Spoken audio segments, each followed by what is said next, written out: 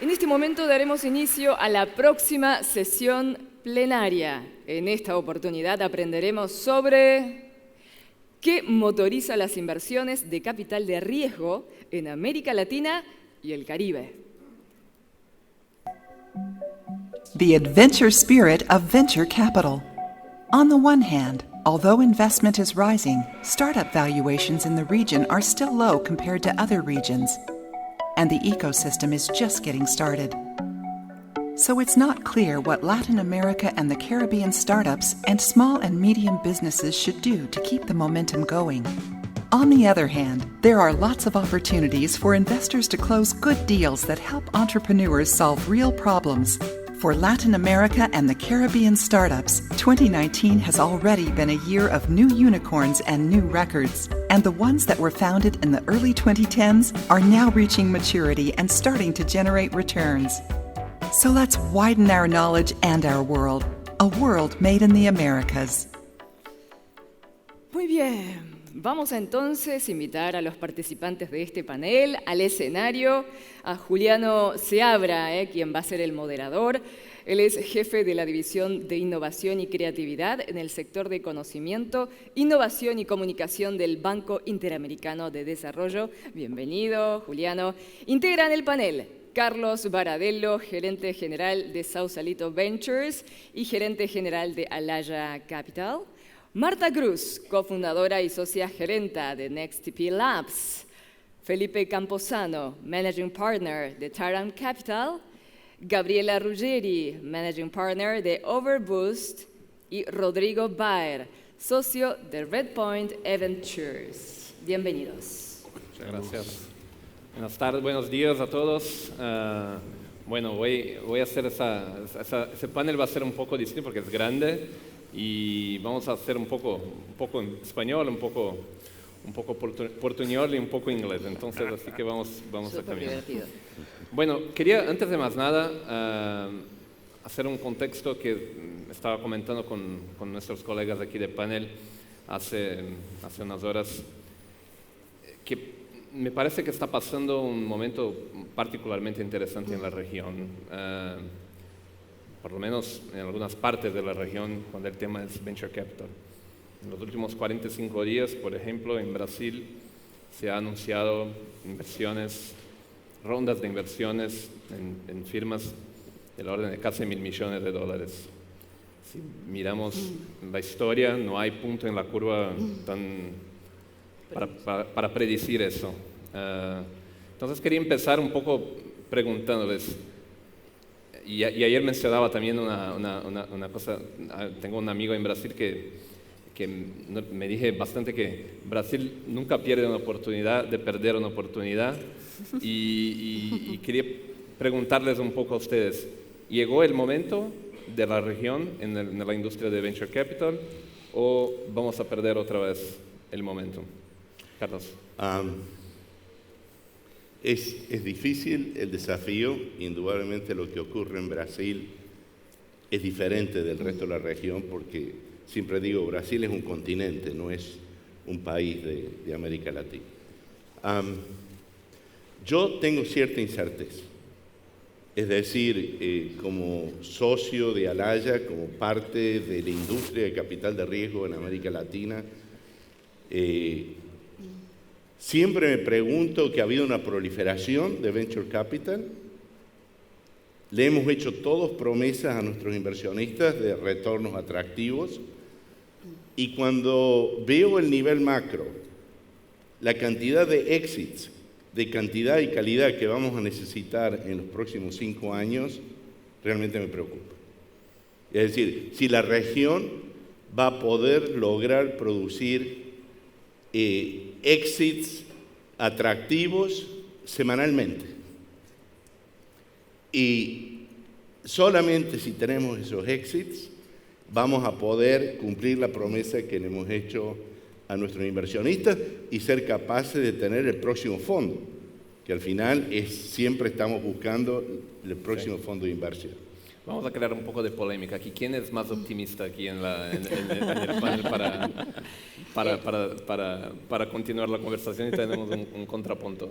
¿Alguien? Sí, a ver, yo no sé si es optimismo o no, simplemente es por ahí una expresión de deseo. Nosotros desde el 2011 que estamos en la región con nuestro fondo, nuestro primer fondo, tenemos un portfolio muy abultado de inversiones. Nuestro modelo era invertir en muchas compañías en early stage, con el objetivo de que algunas eran las que les iba a ir muy bien, iban a poder mostrar este éxito para poder tener este segundo fondo. Creo que toda la región, todos los gobiernos han hecho políticas públicas que intentaron movilizar el ecosistema de una manera que lo fuimos viendo en los diferentes países, comenzando, no sé, Chile, Argentina, Colombia, México y demás. Algunos planes no fueron lo suficientemente exitosos como deberían haber sido, pero de alguna manera generaron una movilización de emprendedores de diferentes sectores que antes no entendían cómo se podía desarrollar una compañía buscando capital en un angel, en un VC, un micro VC o un VC. Entonces, creo que todavía tenemos que seguir trabajando mucho. Hay que seguir buscando, pero sobre todo aquellos que ya tenemos un fondo, seguir trabajando mucho con las compañías de nuestro portfolio. Nosotros hoy tenemos un mix en donde cerca de 190 a 200 startups, de las cuales hay 40 que no existen más. Hay cerca de 50 que decimos están ahí Walking Dead, mirando a ver si se van para arriba o para abajo. Pero bueno, hay otras que realmente están desarrollando su negocio y muchas otras que son compañías grandes, como por ejemplo un unicornio como Saucero, que es de nuestro portfolio, bueno, o Satellogic, que todavía no lo es, pero que está aquí y esperamos que pueda seguir avanzando. Entonces, no está todo dicho todavía, yo te doy esperanzas. Sí. Podemos seguir trabajando en conjunto y creo que esto, ¿no? El hecho que nosotros conversemos, que yo con Gaby esté conversando, Gaby de hecho es inversora de mi primer fondo, es mentora también de la aceleradora, ahora tiene su fondo, y que estemos conversando, bueno, contame cómo es tu tesis de inversión, porque quiero ver cómo podemos ayudar a que ella pueda tener su pipeline y que a nosotros podamos tener nuestras compañías con suficiente capital en la región y no que lo tengan que ir a buscar afuera. Bien, gracias, Marta. ¿Quieren seguir así? Sí, sigamos el orden. Si alguien tiene una gana así impresionante. O sea, yo creo que los cambios, efectivamente, el 2007 hicimos la primera inversión y lo que se ve hoy día en el ecosistema con lo que se veía en esa época y armado desde Chile, digamos, el 2007, la verdad es que teníamos que salir a conversar con los emprendedores para explicarles qué era un fondo de capital de riesgo. Nadie tenía un deck o armado un pitch o pensando en buscar venture capital porque no existían en la época. Yo creo que ha sido una evolución natural que ha existido, donde claramente Brasil ha liderado y sigue liderando por lejos el sector. Por lo tanto, yo creo que ha sido algo que uno se esperaba que fuera pasando, pero estos últimos tiempos o meses hay quiebres naturales. O sea, el antes y el después de lo que hay ahora yo creo que está para quedarse por un tiempo. Ahora, si esto es el punto de éxito, yo no creo aún. O sea, como dice Carlos, todavía falta la última prueba, que es finalmente cerrar el círculo de manera que más institucionales, más inversionistas y el ecosistema termina siendo, digamos, autosuficiente.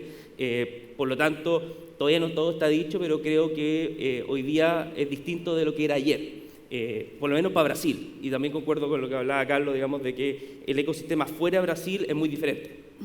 Hoy día las empresas que han logrado desarrollarse fuera de Brasil han sido porque rápidamente se ha expandido hacia Brasil o hacia México o hacia un otro mercado de los cuales son mucho más, de alguna manera, por tamaño, riesgo, retorno, hacen sentido para los que inversionistas pueden hacer cheques más grandes. Pero te pregunto, ¿eso es un problema o es una oportunidad para los emprendedores de la región? No, es una oportunidad, pero siempre es más difícil entrar a un país que estar dentro del país. O sea, las primeras inversiones que nosotros realizamos en 2007, 2008, 2009, casi todos eran países de Estados Unidos.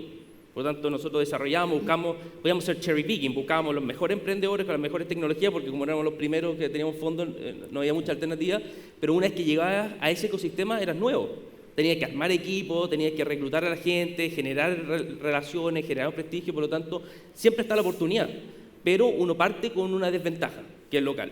siempre. O sea, no veo una posibilidad que sea de otra manera. Lo que sí, te puede salir más barato partir afuera, puede ser más económico, puedes tener mejores elecciones. Por lo tanto, una entrada como los actores grandes que hay hoy en día que están enfocados en México, Brasil, Colombia, Argentina, y uno tiene espacio donde puede hacer un poquito más de cherry picking en Chile, Perú, digamos, pero aún así después viene la segunda barrera. Entonces tienes buen asset inicial, pero tienes que entrar a esos mercados y ahí donde buscar coinversionistas socios locales es crítico.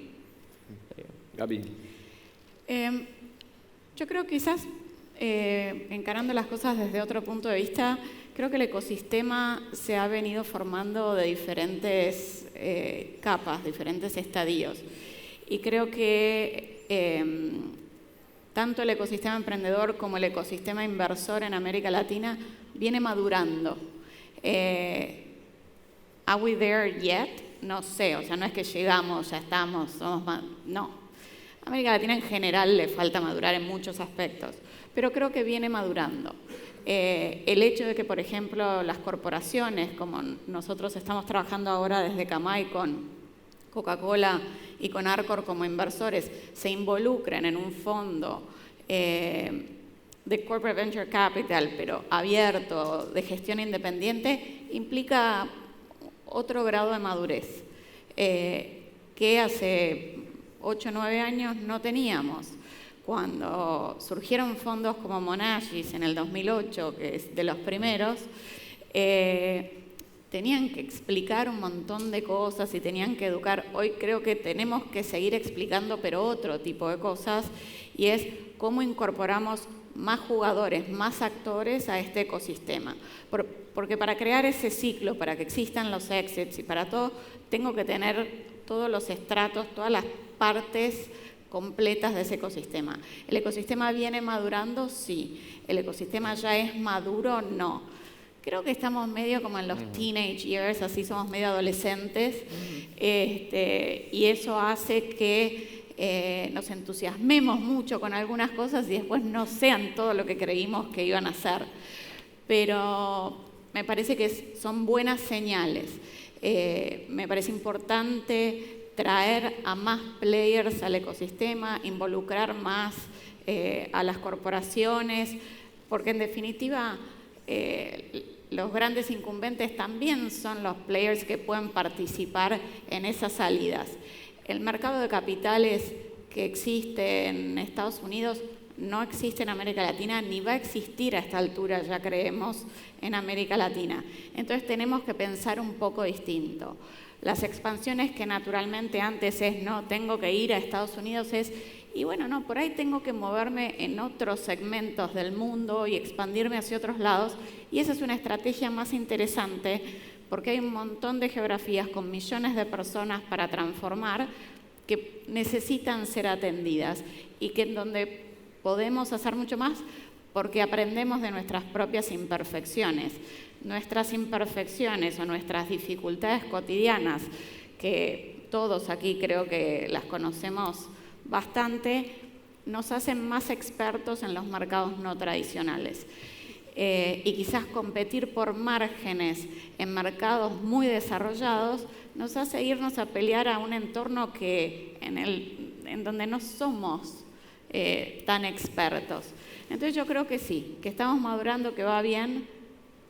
No creo que nunca seamos Silicon Valley y he sido muy impopular por decir esto hace mucho tiempo.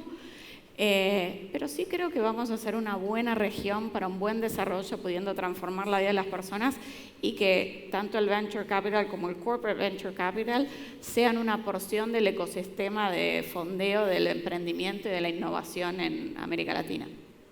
Gracias. Rodrigo estaba intentando hablar aquí antes y... No.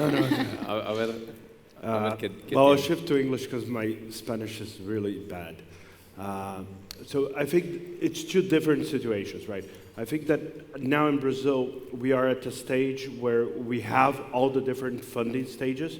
We have the seed, we have a few Series A funds, we have Series B, Series C, and we have later stage funds. And that market is past its inflection point, right? When you get everybody in each stage and you start to build big companies, there will be more money coming into the market. And I think we are over the hump in Brazil. When I look to the rest of Latin America, I still don't see enough scale at the earlier stages. We have a lot of seed, not as many Series A funds. And if we don't have enough Series A funds sizable enough, and that's important, right? There is no point on having $20 million Series A funds because they are too small to sustain the investments required to make these companies scale to Series B. And you don't have enough portfolio to sustain a Series B fund. So we need bigger and more Series A funds that will eventually create a portfolio for Series B funds that will eventually create a portfolio for the larger global international investors be able to write the $100 million check. Nobody's going to write a $100 million check on a company that has raised $1 million prior. So we need scale and size at the earlier stages, still in Latin America to be developed in order to get to the point where Brazil is in the rest of Latin America. And that's why we are making an effort on getting out of Brazil and coming, trying to help you guys create this Series A, Series B markets outside of Brazil. Aprovechando una cosa que Gaby había mencionado de las cosas que faltan. Bueno, escuchándoles un poquito, puede pensar que falta visión o plata por parte de los fondos, tal vez, o falta calidad y cantidad de emprendedores. ¿Para dónde ustedes están? ¿Cuál es si fuéramos a resolver el problema hoy, si tenemos todo el poder aquí en este panel para resolver las fallas de la industria de la región, ¿qué falta? ¿Faltan más fondos? We don't lack quality of founders, we lack experience. And honestly, if you're a founder, right, and you get a Series A check, and you're not sure that there will be somebody that's going to invest in Series B if you make it big enough and fast enough, it's irresponsible to accelerate and burn that money quickly in order to buy growth. You have to make your money stretch as long as you can because you don't know that there will be funding on the Series B round.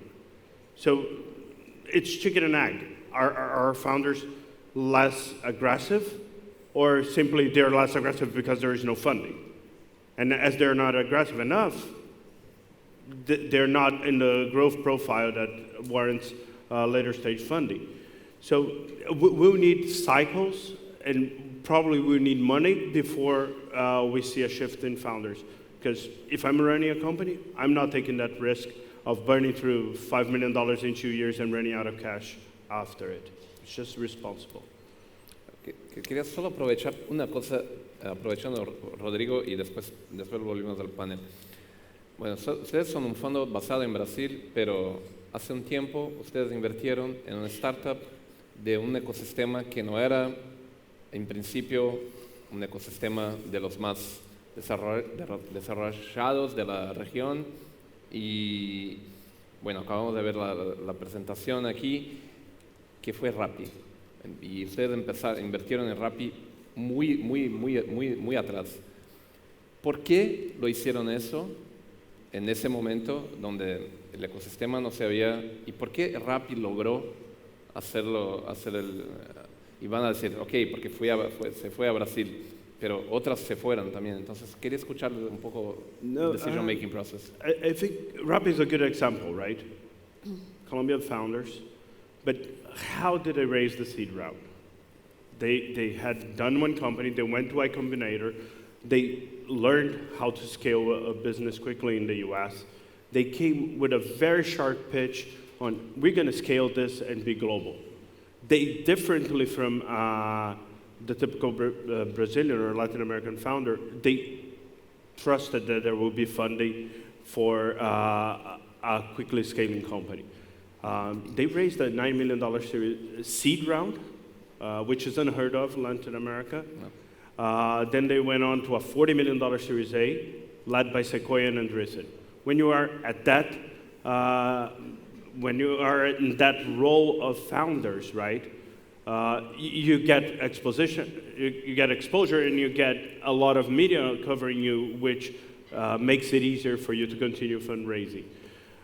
So I guess what made Rappi different is that they had the experience of Y Combinator, they had the belief that funding would be available if they were building great companies. And not all our founders have that belief, and we don't warrant them having that belief because there is no structured funding ecosystem. So I guess that's why Happy is such a unique business, why we invested. Talk to the founders, it's a no-brainer. They're real impressive, all of them. Entonces, y ahí para el resto del panel, faltan founders aún. Yo creo que sí, yo creo que tenemos una abundancia, porque está de moda ser emprendedor, de emprendedores, pero emprendedores que tienen una visión global y que tienen el coraje y las agallas para ir y batallar en Beijing, en Shanghái, en San Francisco, donde sea, eso nos falta. Y nos falta esa calidad de ejecución. Es decir, cuando nosotros creamos Alaya, creamos dos empresas. Creamos Sausalito Ventures, que es la que yo manejo en California, y nuestra gran visión era construir este puente. Y este puente donde iban a transitar emprendedores de América Latina para ir a los mercados globales y viceversa. Recién ahora, te digo, este puente estuvo vacío durante mucho tiempo. Es decir, recién ahora estamos viendo emprendedores de la calidad, porque en teoría todos te dicen que quieren ser globales, pero tienen los skills, tienen las agallas, tienen lo que es necesario para triunfar. Y ahora acabamos de hacer una inversión para atravesar el puente de la otra forma. Acabamos de invertir en una empresa de Silicon Valley, Aquabite, que monitorea la salud y el crecimiento de los salmones en las jaulas. Y estamos llevando, ellos ya coinvertimos con NEA y Costanoa para llevar esa empresa a Chile, que es el segundo mercado de crecimiento de salmones. Yo creo que ahora estamos realmente probando si este puente va a funcionar. Y es una hipótesis que nosotros creamos hace, ¿cuánto? 6, 8 años atrás. Gaby y ahí Marta. Yo creo que partiendo de lo que decías recién, nos falta capital para buenas ideas, nos falta capital para buenos ejecutores, o sea, para emprendedores que realmente sepan ejecutar bien un proyecto. ¿Por qué? Porque el capital encuentra el camino para llegar a esas oportunidades. Ahora, ¿por qué hay menos fondos en América Latina que en otros lados? Eso tiene que ver con otras estructuras en donde creo que es más difícil para los inversores con diferentes cuestiones de regulación, de institucionalidad y otros factores que hacen que si van a invertir en algo, el venture capital en sí, queremos que el riesgo esté en el riesgo del negocio, de las operaciones, de los emprendedores, de que algo innovador, disruptivo, pueda tener éxito y sea bien ejecutado. No queremos que el riesgo esté en un montón de otras variables, queremos poner todo el riesgo ahí, que ya es bastante. Es una industria que tiene retornos negativos en promedio a nivel global. Entonces, ¿por qué? Porque es alto riesgo. Pero queremos que el riesgo esté ahí, que no esté en otros lados. Entonces, sí, creo que hay una madurez de los emprendedores que hace falta, pero eso está ocurriendo y por eso fondos internacionales, cuando pasa eso, vienen para acá e invierten en esos proyectos, eso sucede. Pero creo que también a veces no surgen más fondos, si bien están surgiendo un poco más, porque seguimos teniendo que trabajar mucho en la infraestructura latinoamericana para que sea atractivo invertir en fondos en estos territorios más que fondos en otros territorios. Pero capital para invertir creo que hay. Bueno, voy a tomar un poco toda la charla que venimos teniendo. Respecto al tema de capital o no capital, voy a hablar como fondo primero, ¿no?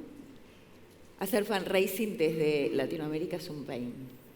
O sea, realmente el trabajo que nosotros venimos haciendo, caminando la región, Estados Unidos, Europa y demás, es realmente apoteótico. Es una cosa en donde nunca creíamos que éramos tan difícil, aún cuando tenemos el soporte del BidLabs, cuando tenemos a la IFC, o sea que nos dan la institucionalidad y el suficiente grado de estructuración y de profesionalismo de manejo de un fondo como para que otros inversores estén confiados que, por más que en un momento fuimos first time managers, ya no lo somos y que realmente podemos dar esa seguridad.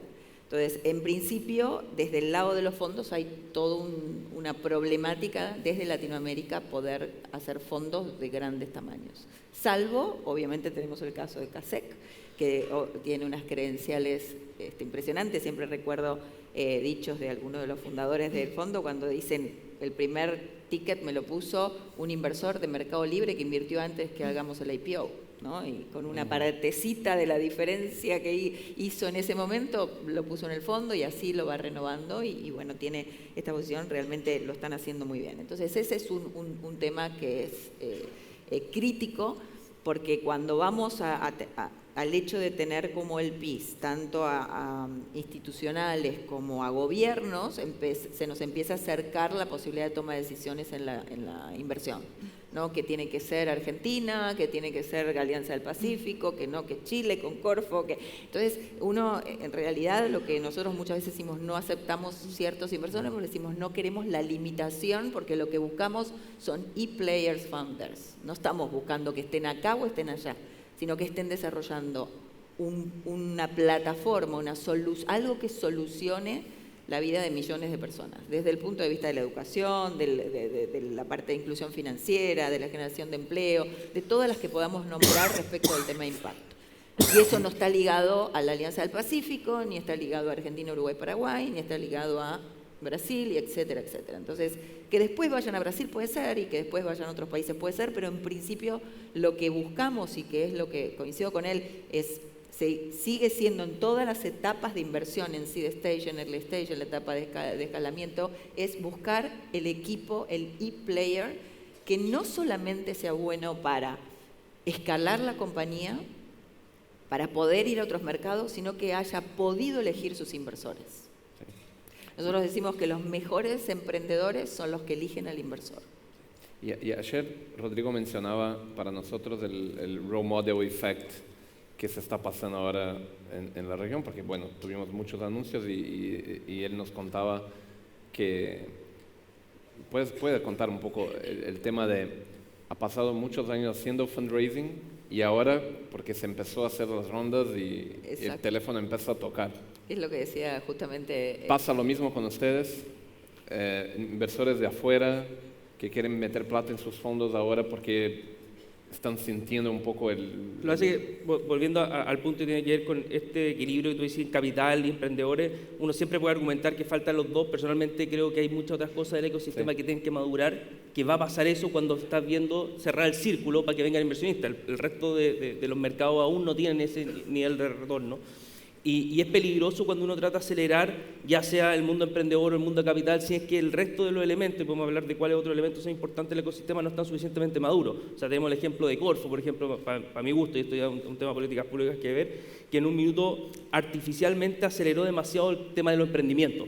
Y cosas que naturalmente deberían haber muerto por capacidad de ejecución, por capacidad de convencimiento, por capacidad de mercado, a los $50.000 de desarrollo, terminan muriendo a los $250.000 porque metieron demasiados recursos al principio, creciendo artificialmente la capacidad de pasar de un emprendimiento que puede ser que de 100 hubieran pasado 20 de forma natural. Al meter más recursos, habían 5 que murieron que deberían haber pasado, pero al final pasaron 50, hace que todo el sistema sea mucho más caro de desarrollar, cuando si es que hubieran muerto, se hubieran reinventado y los que hubieran podido seguir siguiendo lo hubieran hecho de una manera más eficiente, probablemente hubiera sido más competitivo más adelante.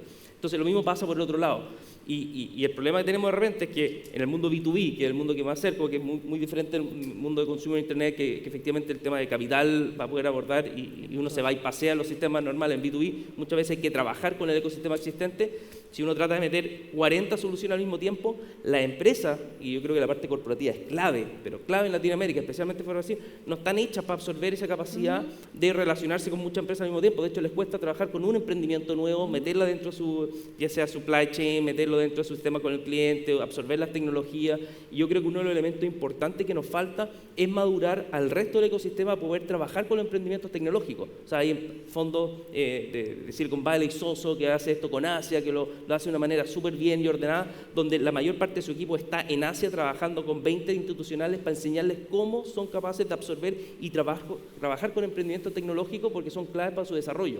Entonces, yo hoy día no centraría el esfuerzo en decir falta capital, porque eso a medida que hayan resultados van a ir llegando, falta emprendimiento. Yo creo que hay muchos emprendedores buenos, yo creo que sí, falta mucha experiencia de emprender, pero eso se tiene que dar con el tiempo. Hay cosas que se pueden acelerar y otras que el tiempo debe madurar, pero el resto del ecosistema, especialmente el corporate, yo creo que puede jugar un rol muy, muy importante acá, y hay cosas que van madurando. O sea, el ejemplo de Carlos yo creo es claro. Nosotros tratamos de hacer eso, invertimos en 7 empresas para allá a la Silicon Valley, trajimos 3 de Estados Unidos para acá, y fue una complejidad para ambos sentidos gigantesca. Yo creo que hoy día están dadas mucho más las condiciones para que ese modelo vaya funcionando. Entonces, adelantar cosas de repente cuesta mucho dinero, que no tiene ni un sentido hacerlo hasta que estén el resto de las condiciones dadas. Entonces, yo creo que las cosas se van a ir dando. En Brasil obviamente se va a dar antes y vamos a estar viendo el retorno. El resto de Latinoamérica vamos a estar vinculados con Brasil y ahora probablemente con México por mucho tiempo para poder desarrollar nuestro sistema, y a medida que los resultados se den, va a pasar eso. Ahí te van a llamar y decir, oye, ¿cómo puedo acceder a ese mercado? Pero esto es un tema de tener un role model, alguien que mostrar, y todo el mundo va a seguir. O sea, en Chile pasó, empezaron a jugar tenis, todo el mundo jugaba tenis, les fue bien el fútbol y todos tenían que hacer fútbol. O sea, basta con que en cualquiera de estos países tengan un ejemplo al cual seguir con condiciones más o menos claras y las cosas se van a ir dando. Entonces, hay cosas que se pueden acelerar y otras creo que es más complicado hacerlo. Bien. Podemos pasar para una pregunta que, bueno, la novedad de la región ese año es el cheque de SoftBank. Entonces tenemos que hablar sobre el elephant in the room de la industria, y es un grande. Quería escuchar un poco de ustedes, porque yo ya había escuchado, bueno, ayer un poco conversamos sobre eso, pero quería escucharles un poco. He escuchado un poco de todo. Hay gente que está absolutamente optimista porque ahora tiene el cheque que faltaba para las rondas grandes, especialmente después de series C y D. Hay gente preocupada con algún tipo de inflación en los valuations por la cantidad de plata. Recuerden a todos, el cheque de SoftBank es igual o superior a la suma de los últimos 3-4 años de la industria de venture capital en Latinoamérica y Caribe, by far. Entonces, ¿cómo ven? Como dice el presidente Trump, no hay mala propaganda, toda la propaganda es buena. Yo creo que SoftBank, al reconocer a América Latina, es un elemento importante desde el punto de vista de comunicaciones, porque América Latina necesita el reconocimiento de inversionistas europeos, americanos, canadienses, chinos, que vengan todos a participar en la región y creando estos puentes de ida y vuelta, no solamente que llegue el dinero, sino también que los emprendedores de la región puedan ir a esos mercados. O sea, de ese punto de vista es positivo. Respecto a las inversiones específicas de SoftBank, es casi, te lo digo como general partner de un fondo de inversiones, hasta difícil de entender, cheques de 200, de 500 millones de dólares que tienen, nuestras inversiones tienen 2 o 3 ceros menos de eso. Entonces, es como estar en otra galaxia, ¿no? Y se presenta el interrogante, ¿qué saben ellos que no sabemos nosotros? Y cómo van a lograr esos múltiplos feroces que van a necesitar para satisfacer su retorno de inversión. O sea que eso es un interrogante que al menos yo no lo sé, no tengo respuesta. Marta. Mira, en el 2016 tuve el coraje de asumir como presidenta de ARCAP, la Asociación de Capital Privado y Emprendedor y Semilla, cuando con el nuevo gobierno, y mi principal función era básicamente movilizar el ecosistema de inversión en Argentina, atrayendo inversores, primero despertando inversores ángeles, acompañando a los diferentes fondos que había en Argentina, los que iban a surgir, promover políticas públicas, bueno, promover inversiones de calidad, para generación de empleo de calidad, bla, bla, bla, pero una era atraer inversión extranjera, ¿no? el gran tema, la gran métrica era cómo desde Arcapi vamos a hacer para que vengan extranjeros a ver Latinoamérica como una opción para invertir. La realidad que yo no creo que con las cosas que nosotros hicimos, que fueron muchas y muy buenas y se siguen haciendo y con el nuevo presidente realmente impresionante, haya sido la causa por la cual SoftBank haya venido. Pero la realidad que era una de las misiones y se cumplió. O sea, vino un grande a invertir. Yo más allá del cheque, la disputa del cheque de 1.000, de 200 o los que sea, como digo, hacemos cheques con muchísimos ceros. Nosotros, no sé si hay tantas compañías que pueden recibir esa cantidad de dinero en Latinoamérica, pero yo quiero destacar algo que a mí me pareció súper interesante cuando lo conocí a Javier, el responsable de Latinoamérica, respecto de este Vision Fund, que tiene que ver con el hecho del ecosistema de inversiones que están haciendo alrededor del mundo y cómo ellos buscan sinergia para que todas las compañías puedan crecer en su conjunto. O sea, me estoy sacando de encima el cheque de los 1.000 millones, digo, pero sí quiero destacar esto, ¿no? Entonces ellos dicen, nosotros estamos haciendo inversiones en estos verticales y tengo gente específicamente trabajando para que entre ellas puedan hacer negocios y sigan generando negocios que aumenten su volumen de transacciones. Pero no solamente eso, sino que además el resto de los emprendimientos de Latinoamérica empiezan a encontrar la posibilidad de venderle a las compañías que invirtió la gente de SoftBank y que pueden tener un crecimiento interesante. Por ejemplo, el caso que me manifestó Javier en una conversación diciendo: tengo problemas con la cantidad de búsquedas abiertas de gente de bajo nivel de la pirámide para que sean los empleados de Rappi o de algunas otras de las startups que tienen en otros países. ¿Cómo hacer el reclutamiento económico? Le digo, tengo una startup que nació en Argentina, que tiene operaciones en México, en Perú y en Chile, que básicamente, se llama Tu Video CV, que básicamente lo que hace es que se graba a través de una aplicación el CV de una persona que no tiene facilidad para poder escribir un buen CV y que no tiene un domicilio porque posiblemente viva en un lugar donde no tiene dirección. Entonces son desechados directamente. Acá se muestran conversando y haciendo una propuesta de valor a ese corporativo o a esa empresa que está buscando. Y ya lo vinculó directamente con la gente de Rappi regional para que lo utilicen como plataforma. Entonces digo, más allá del cheque que pudo poner, me parece que lo que decíamos, creo que todos de alguna manera, la maduración del ecosistema y que empiecen a generarse los negocios en los startups y que empiece a verse que traccionan, van a hacer que crezcan y que realmente empiece a aparecer inversores que quieran invertir en nuestro fondo para que nosotros invertamos inteligentemente ese capital. Gracias, Felipe. Yo creo que bueno, las cosas se ajustan obviamente en el tiempo, pero concuerdo que en el corto plazo lo veo como algo positivo, por lo menos más que negativo. En el sentido que pone alternativas de desarrollo que antes no existían para la empresa de ecosistema, pero a su vez le pone presión al resto del ecosistema actual de que efectivamente antes cosas que dejaban que murieran o dejaban el tiempo, saben ahora que tienen acceso diferente a poder desarrollarse y convertirse competitivo con el sector actual. Por lo tanto, de nuevo, el mundo corporativo debería sentir cada vez más presión de ser un activo partícipe de esto o ver sus respectivas industrias, digamos, disruptivas, bueno, sí. Y por lo tanto, entre las posibilidades de compra para empresas menores, de salida de 10 o a 100 millones, la posibilidad de que ellos saben que si no participan como corporativo, o sea, puede venir alguien a invertir y desarrollar, yo creo que va a ayudar mucho a dar un poquito de refresco al resto del ecosistema. Lo único que no se puede convertir esto, y de nuevo todo se ajusta, a que ello se convierta nuevamente el que define quién va a ganar en cada uno de los mercados lo que está, porque lo toca o no lo toca, digamos, si es que son el único jugador que va a ganar en el mercado. Yo diría que ese es el principal tema que se tendría que dar de forma natural en algún minuto, cómo se rebalancea, y uno, si está participando con un set de un portfolio de empresa, vamos a tener que estar activamente viendo cómo encontrar caminos alternativos y que esto no se convierta en el único actor o que te compran o invierten o la verdad es que no está jugando en Latinoamérica. Yo diría que el único riesgo, pero no un riesgo ahora, es algo que hay que trabajar para que no ocurra en 24 meses o 48.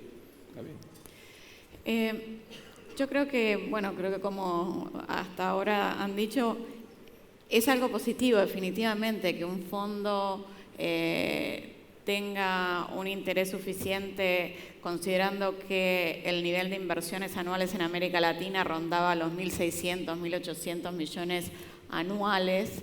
y decir, bueno, destino 5.000 millones a América Latina, es definitivamente un statement, ¿no?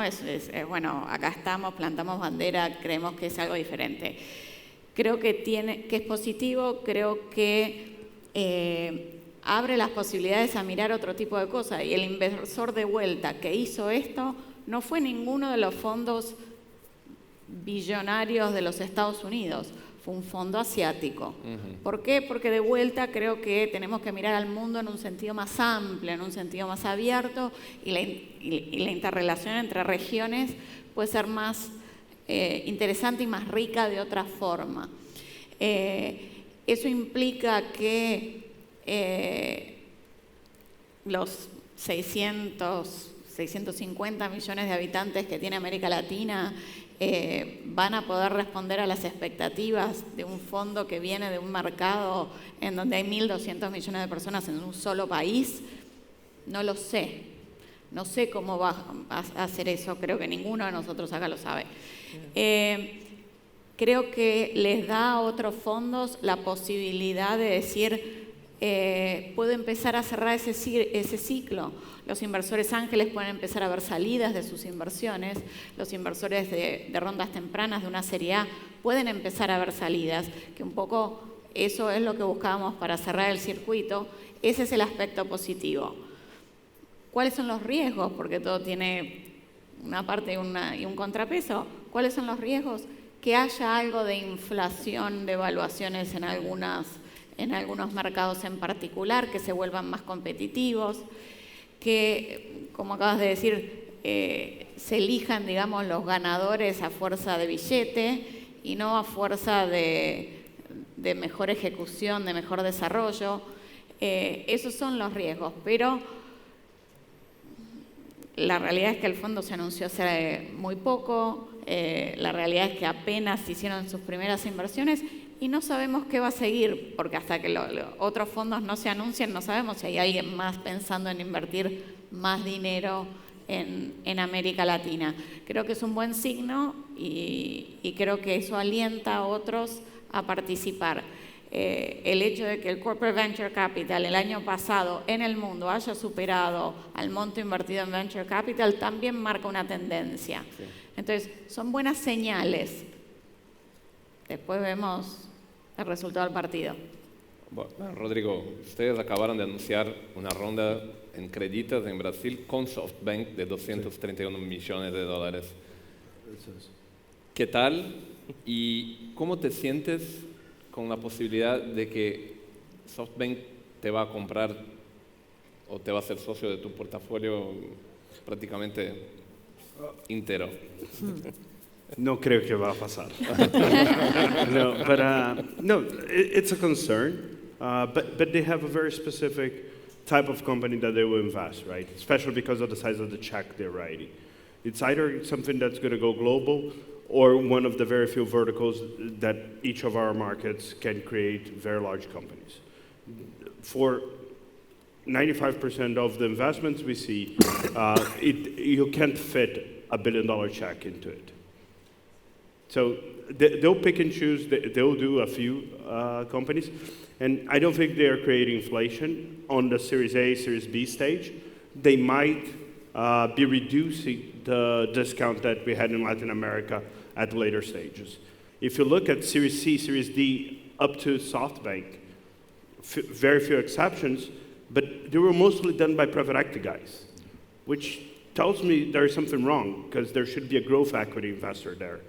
And after they announced, what we've seen is more of the growth equity guys coming back to look at the deal. So we just also did a deal with Insight, which hadn't been active in Brazil for 5 years. We've seen DST. We've seen every large growth equity investor coming back. And now the private equity guys are feeling the pinch because the deals that they were getting at steep discount compared to the US, it's not as large of a discount. Still, our companies are not even close to be overvalued when we compare to the US, especially the ones that are becoming global, because they shouldn't be priced as Latin American companies anymore, right? They're now doing significant chunks of their revenue outside of Latin America. They will list in the NASDAQ, so they should be priced as global companies when they cross that barrier. So it's going to change the dynamics, but I think in general it's healthy.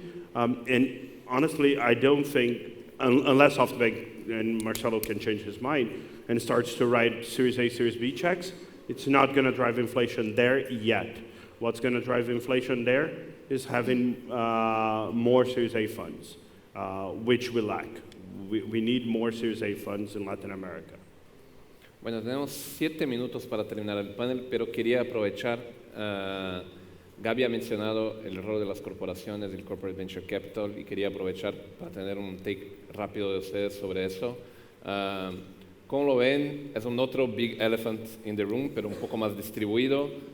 ¿Cómo lo ven el papel de las corporaciones en la región para fomentar la industria? Mira, eso es una tarea pendiente. Es decir, la empresa que está mirando un poquito más allá del día a día y que decide que tiene que reconocer, empezar por el reconocimiento que la empresa exitosa no tiene el monopolio de las buenas ideas. Y yo creo que ese es el primer paso cultural de decir, nosotros tenemos, como no tenemos el monopolio y se nos han acortado los tiempos por la aceleración exponencial que está ocurriendo, entonces tenemos que empezar a ver emprendimientos en mercados adyacentes o eventualmente que van a causar una disrupción para tratar de incorporarlos a nuestro ecosistema. Ese es el primer punto. El segundo punto, tienen que reconocer, además de la humildad inicial de que ven que no tienen el monopolio, tienen que reconocer que no necesitan más empleados. Porque la actitud normal es decir, voy y la compro. Cuando la compro, ahora tengo 100 empleados más. Y lo que la empresa necesita es 100 emprendedores más, no 100 empleados. Entonces tienen que crear una relación ganar-ganar con estas startups de que la incorporan a su órbita, pero no la integran. Es decir, Facebook compró WhatsApp, se gastó $20 mil millones y demás, y lo dejó como un ente adyacente, ni siquiera lo integró. Tiene su edificio, tiene sus reglas y demás. Porque sabe que el momento en que lo integra, lo mata. Porque los anticuerpos empiezan a funcionar. Es decir, voy a terminar aquí. Estos son dos pasos esenciales en el camino del Corporate Venture Capital. Cortito, porque tenemos poco. Celebro que las corporaciones ya se hayan despertado. El ecosistema se empezó a construir con emprendedores, en algunos países desde los emprendedores, en otros desde el capital, pero las corporaciones, que era un jugador importante, estaban ausentes. Celebro que exista el fondo que está manejando Gaby y que Coca-Cola y Arcor lo estén liderando. Nosotros desde Nextp estamos manejando un fondo que es increíble que exista, porque son 8 bancos competidores que son todos el PIS del mismo fondo y deciden en una mesa en qué van a invertir en conjunto, con lo cual ya empieza a existir ese movimiento. Coincido en todo lo que que acaban de decir, y además el hecho de esto de entender que el startup es una buena solución para las corporaciones para incluir innovación. Y esto es parte de la transformación que nosotros a lo largo del tiempo tuvimos que llevar, y hoy estamos trabajando para llevarles a las corporaciones startup, y en este momento hay un proceso de más de 100 integraciones entre startups de nuestro portfolio con corporaciones como bancos, como productores de agro, tanto de cultivo intensivo como extensivo. Así que lo celebro. Bueno, yo creo que efectivamente es hacer crítico y vamos a ver cada vez más actividad de ella en la región, Por lo menos hay un desafío que ellos tienen estratégico y otro más táctico. El estratégico, que si tú miras prácticamente todas las empresas más importantes en cualquiera de las bolsas locales y tú miras sus activos, con los cuales básicamente son todos activos tangibles. O sea, y ellos lo que hacen, incorporan innovación para rentabilizar sus activos tangibles, y cuando compran o usan tecnología es para poder sacarle un mejor, digamos, última línea a su respectivo activo, ya sea infraestructura, yacimiento, lo que sea.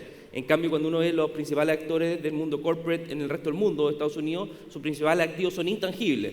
Ya sea compran, digamos, equipos, compran patentes, compran know-how, compran equipos para saber que las próximas cosas que ni siquiera saben qué va a hacer, las van a hacer ellos. Por lo tanto, ese desafío que van a tener las empresas para poder justificar, no por un tema casi de relaciones, digamos, de responsabilidad social o de marketing, sino que efectivamente crean que a través de eso van a hacer una diferencia estratégica y pongan recursos de verdad corporativos, es importante, porque su estructura organizacional no está hecha así y tiene sentido. Yo, como accionista de una empresa que tiene por activos tangibles, cuestionaría el hecho de empezar a comprar con un precio que no es fácil de justificar en ese tipo de acciones, o una relación o invertir en empresas de esa manera. Por lo tanto, yo creo que tienen que hacerlo, pero va a ser una transición importante estratégica. Y tácticamente creo que los corporativos aún les cuesta mucho, como dicen, interactuar, ni siquiera absorber. O sea, en la primera etapa, interactuar con emprendimientos, nos tocó mucho trabajar con ellos, y al final los ciclos que tienen, la forma, la operación, la organización, el área de TI, producción, hace que sea muy difícil llevar los tiempos que requieren, digamos, y los tiempos cortos que manejan los startups para poder hacer cosas. Yo creo que esos dos temas son cosas que vamos a ver y tenemos que ayudar a resolver en los próximos meses si es que queremos ver más actividad. Comparto todo lo que dijeron. Hay mucho trabajo por desarrollar. Creo que lo que estamos haciendo y hemos logrado atiende bastante esas cosas. Venimos trabajando desde Overboost nosotros con programas corporativos o fondos corporativos o inversiones desde los corporativos hace un buen tiempo, y en este caso en particular, en Kamai Ventures, lo que hemos logrado es que una corporación global con sede en Atlanta, digamos, si bien lo hace su división regional, pero una corporación global y una corporación también bastante global, como es Arcor, pero con sede en la Argentina, de capitales nacionales, se hayan unido en un mismo fondo en donde dijeron, sí, queremos que sea administrado independientemente, porque intentamos hacer otras iniciativas de innovación abierta, y nuestros propios anticuerpos las han hecho tambalear, por así decirlo. Entonces, creo que esto habla de una próxima etapa, de una madurez. Y además lo han hecho de forma abierta, diciendo, queremos invitar a otras corporaciones a sumarse a esto con nosotros. Los términos de inversión son tradicionales de la industria, venture capital, no hay derechos especiales, o sea, todas cosas que obviamente hay que mostrarlas en la acción y las vamos a estar mostrando, pero realmente es muy importante. Estamos también trabajando del lado de la capacitación de mentores y de las áreas internas de las empresas para cómo trabajar con emprendimientos y que los emprendedores no mueran en el intento. Pero tenemos que traerlos hacia adentro del ecosistema. Estamos haciendo mucho trabajo para realizar eso. Seguramente nos vamos a equivocar y seguramente corregiremos en donde nos equivoquemos, porque el proceso iterativo que se da en el emprendimiento y en la disrupción también se da en esto. Pero yo creo que es muy importante la incorporación y creo que es una tendencia que va creciendo y que tiene que seguir creciendo.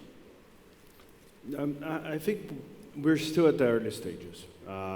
For a very long time, corporations heard us say that the winter is coming, now that they can see that the winter is here. So we start to see movement, but we are still seeing people trying to do on the cheap.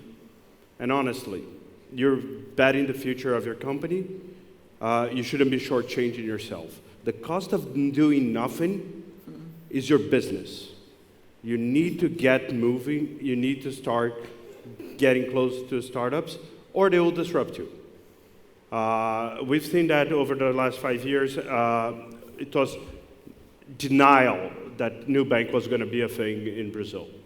Today they have 10 million clients. They're already the 5th largest bank, and they're going to be one of the top 2 in the